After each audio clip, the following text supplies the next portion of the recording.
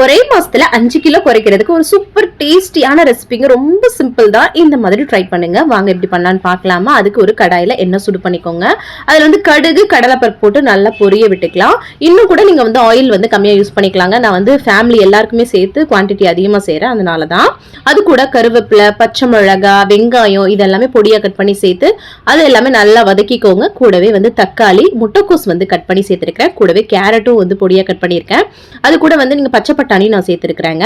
நீங்க வந்து பாத்தீங்கன்னா குடமிளகா, பீன்ஸ் அந்த மாதிரி கூட சேர்த்துக்கலாம். சரிங்களா? இதெல்லாமே சுருள வதக்கிட்டு கடைசியா வந்து கொஞ்சம் மஞ்சத்தூள் போட்டு அதையும் நல்லா சுருள வதக்கி விட்டுட்டு தண்ணி ஊத்தி உப்பு போட்டு நல்லா கொதி விட்டுக்கலாம்.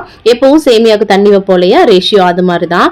இது வந்து கோதுமையில செஞ்ச சேமியா தாங்க நான் எடுத்திருக்கேன். நீங்க மில்லட்ஸ்ல செய்யறது கூட நீங்க வந்து எடுத்துக்கலாம். அவ்வளவுதான். போட்டு கிளறி விட்டுட்டு கடைசி கொஞ்சம் கொத்தமல்லி தலை தூவுனா சூப்பரா இருக்கும். பச்சை சட்னியோட நான் சர்வ் பண்ணேங்க. செம்மையா இருக்கும். சைடிஸ் கூட தேவையில்லை. ட்ரை பண்ணி பாருங்க.